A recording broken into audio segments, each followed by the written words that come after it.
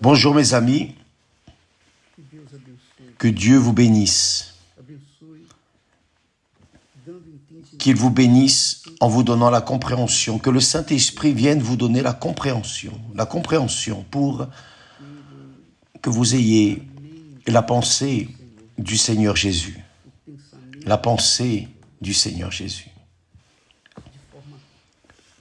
de manière pratique, non seulement prendre connaissance ou obtenir des informations bibliques, mais que vous veniez obtenir des informations pratiques, des informations qui viennent être appliquées dans votre vie. C'est seulement quand le Saint-Esprit vient que cela peut être fait. Lui seul peut ouvrir notre compréhension. Hier, nous étions en train de parler de ce que Jésus a dit. Il a dit que celui qui veut le suivre doit se renier, il doit se renier, prendre sa croix et le suivre. Mais d'abord, il doit se renier. Vous qui me regardez en cet instant, mes amis, vous voulez le sceau du Saint-Esprit. Vous voulez être tamponné par Dieu lui-même. Mais vous ne voulez pas vous renier. Ce n'est pas possible. Personne ne peut. Personne ne peut cela. On ne fait pas d'omelette sans casser les œufs. Tout comme une vie nouvelle, remplie du Saint-Esprit, n'est pas possible tant que la vieille demeure, la vieille créature, les désirs anciens, ou même nouveaux, mais qui n'ont rien à voir avec les choses de Dieu. Donc, pour que vous puissiez concrétiser vos rêves d'avoir le Saint-Esprit, vous devez vous briser. Et vous seul pouvez faire cela. Personne ne peut le faire pour vous. Même Dieu ne peut pas le faire pour vous. Il peut enseigner, il peut orienter, il peut vous donner ce discernement. Mais notre volonté est très personnelle et elle est propre. C'est le libre arbitre que Dieu nous donne. Dieu nous donne le libre arbitre. Et c'est nous qui devons décider. Il n'y a rien d'autre à faire. Ce pouvoir de décision dont nous avons parlé la semaine passée est personnel, individuel. Pour plus que vous priez pour les personnes affligées, blessées, fatiguées, mais si elles ne prennent pas de décision qu'elles doivent prendre, comment cela sera-t-il fait? J'étais ici en train d'imaginer, de penser, de méditer à l'époque de Jésus. Le texte sacré dit que Jésus parcourait toutes les villes et villages, enseignant dans les synagogues. Voyez que d'abord il enseignait. Ce que nous essayons de faire, bien sûr, on ne peut pas comparer, je ne peux pas me comparer à mon Seigneur, mais nous donnons ce qu'il nous a donné. Nous cherchons à donner ce que Dieu nous donne. Donc, enseignant dans les synagogues, prêchant la bonne nouvelle du royaume. Les bonnes nouvelles du royaume de Dieu. Non du royaume de ce monde. Il ne prêchait pas l'espérance. Il ne prêchait pas l'espérance pour les choses de ce monde. Il prêchait la foi dans le royaume de Dieu, non le royaume de ce monde, et guérissant toute maladie et toute infirmité. Voyant la foule, voyons la foule, il fut ému de compassion pour elle. Vous saviez que le texte sacré, il n'y a pas d'exagération. Ce qui est, c'est écrit, c'est oui, oui, non, non. Quand le texte sacré dit, parle de compassion pour elle, comment pouvez-vous mesurer cette grandeur? Comment? C'est seulement lorsque vous aussi, dirigé par une compassion pour les personnes perdues, vous mettez toute votre vie. Vous livrez votre vie. Vous vous rendez, oh mon Dieu, que ta volonté soit faite. Parce que tant que chacun de nous vivra dans ce monde, nous avons des chances de sauver ou de mener à la connaissance du royaume de Dieu les personnes. Après que nous passons vers l'éternité, d'autres occuperont notre place. Donc il dit, le texte dit que Jésus fut ému de compassion des brebis perdues. Il dit là, parce qu'elle était languissante et abattue, comme des brebis. Elles étaient comme des brebis perdues, comme nous avons dit hier.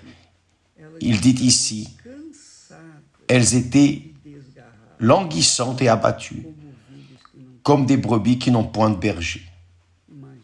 Imaginez le Père éternel, voyant votre souffrance, votre douleur, votre angoisse, votre maladie, vos problèmes familiaux, vos problèmes sentimentaux,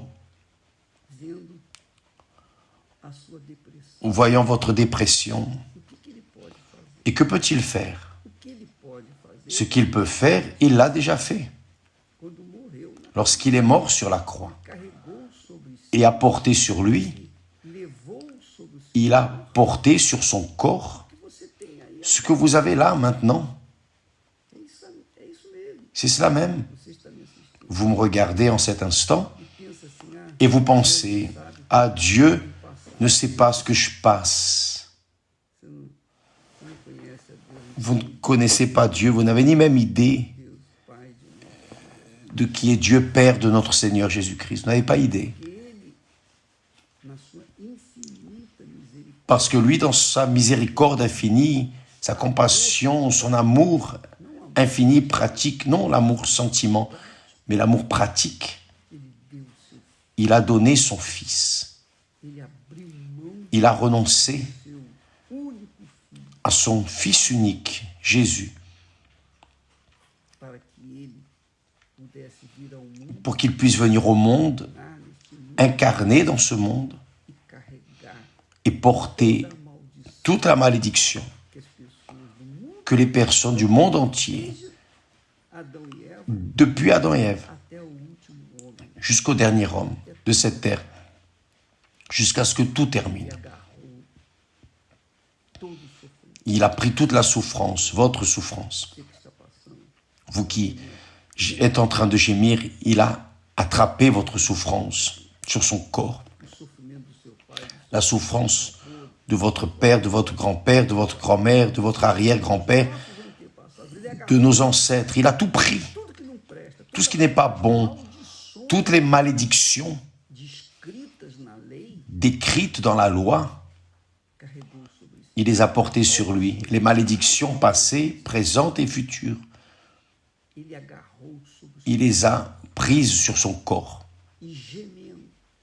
Et gémissant, il est allé au calvaire. Il a donné sa vie pour pouvoir avoir votre vie. Il a donné son âme pour obtenir votre âme, pour sauver votre âme. Donc, ne venez pas avec cette conversation de dire que Dieu ne sait pas ce que vous passez. Il a passé infiniment plus que ce que vous ne pouvez imaginer, infiniment plus. Mais pour que les bénéfices de la croix, du sacrifice de Jésus, puissent se matérialiser en nous, nous devons être en concordance avec lui. Non être en concordance, je veux, non, ce n'est pas ça. Concorder veut dire, tu es mort pour moi, alors je meurs aussi pour toi. Vous savez cette histoire de Roméo et Juliette? Vous connaissez cette histoire? Bien. C'était deux familles. Les parents de Roméo et Juliette étaient deux familles qui se haïssaient. Elles avaient de grands problèmes, donc elles ne voulaient pas permettre que leurs enfants se marient. Mais Roméo et Juliette sont tombés amoureux à tel point, de telle manière, que elle, pour ne pas se marier avec un autre que le père voulait, elle s'est faite morte. On lui a donné quelque chose pour qu'elle dorme pendant quelques heures, pour faire semblant d'être morte pour ne pas se marier. Si je ne me trompe pas, c'est cette histoire. Et lorsque Roméo a su qu'elle était en train de l'attendre, il est allé et a vu qu'elle était morte. Il pensait qu'elle était morte. Vous savez ce qu'il a fait? Il s'est suicidé. Il s'est tué. Lorsqu'il s'est suicidé, elle s'est réveillée. Elle s'est réveillée et a vu qu'il s'était tué en pensant qu'elle était morte. Qu'a-t-elle fait? Elle s'est tuée aussi. Donc, mes amis, avec Dieu, je pense que cette histoire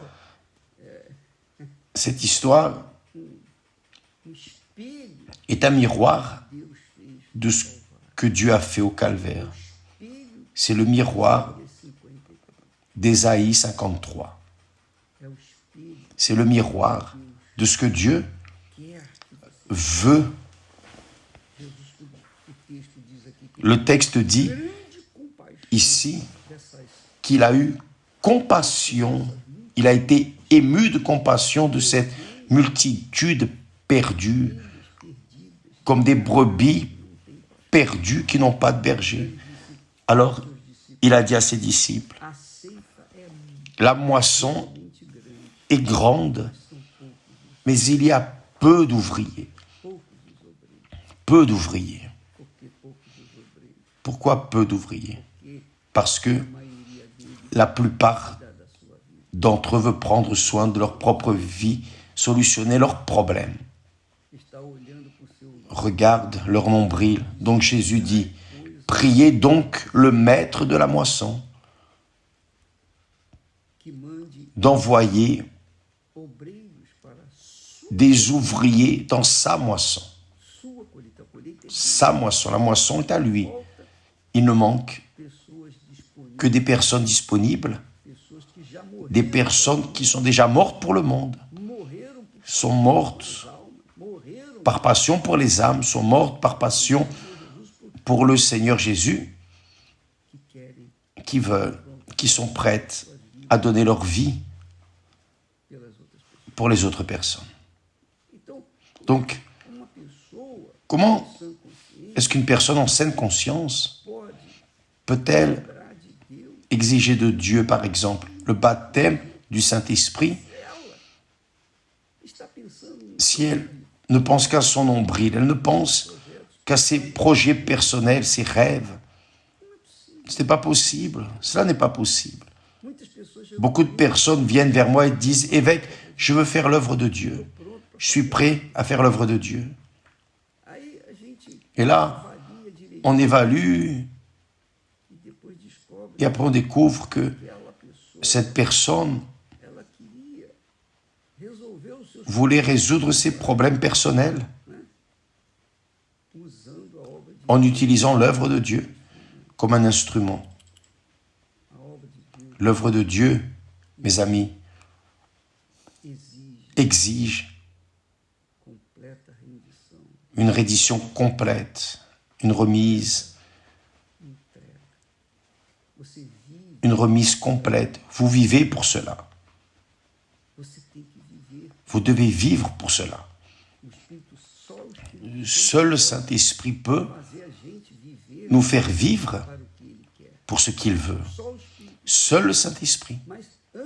Mais avant qu'il ne vienne utiliser ses serviteurs pour faire sa volonté, il évalue le serviteur.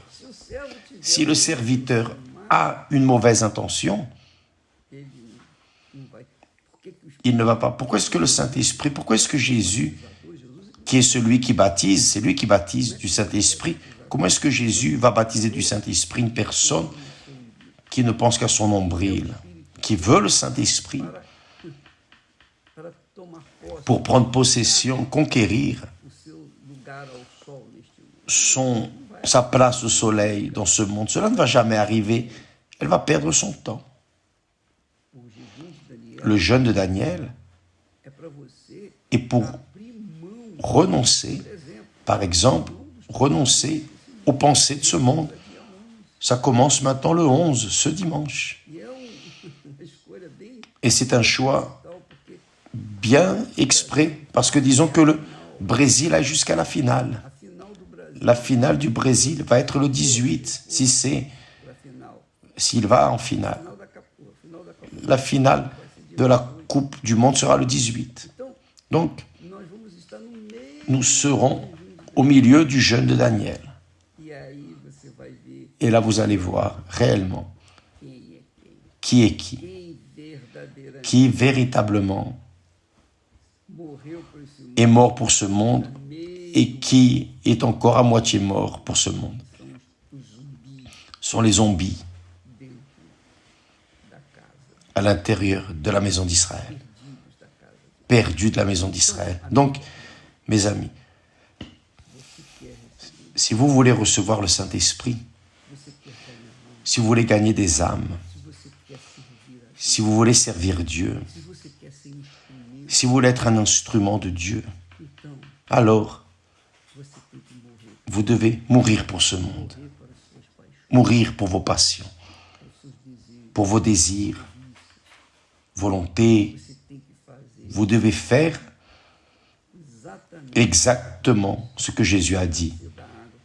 Celui qui ne naît pas d'eau, c'est-à-dire naître d'eau, la personne est baptisée dans les eaux, elle est ensevelie, le pasteur ensevelit cette créature dans l'eau pour que lorsqu'elle sort de l'eau, elle commence à vivre en nouveauté de vie.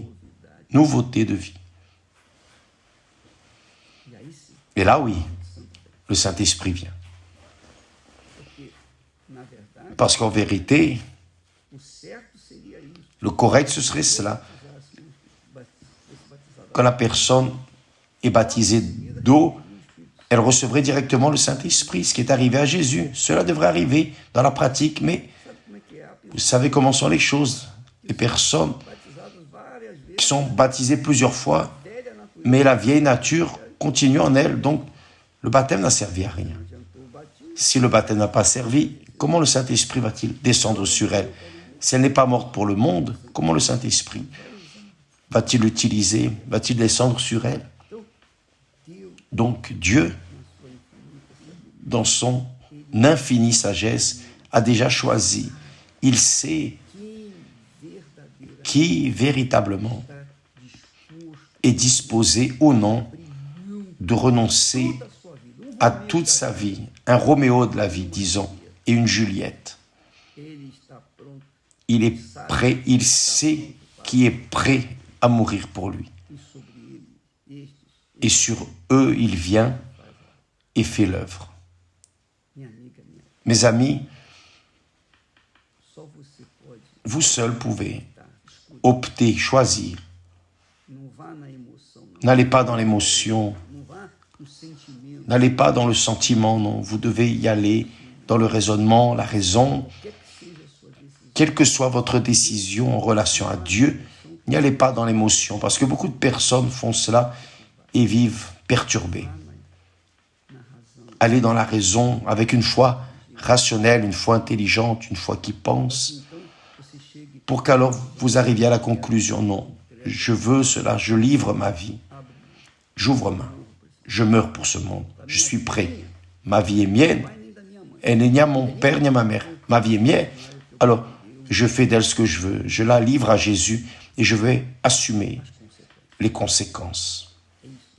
C'est cela même. Donc si vous voulez recevoir le Saint-Esprit, vous devez prendre une décision personnelle et courageuse, audacieuse, pour qu'alors il vienne faire son habitation en vous. Bien, n'oubliez pas, dimanche, nous commençons le jeûne de Daniel, le jeûne d'information séculière complètement. Loisirs, football, sport, tout, zéro d'information séculaire. Juste les pensées immergées dans les pensées de Dieu, qu'est sa parole. Que Dieu vous bénisse et à demain au nom du Seigneur Jésus. Amen.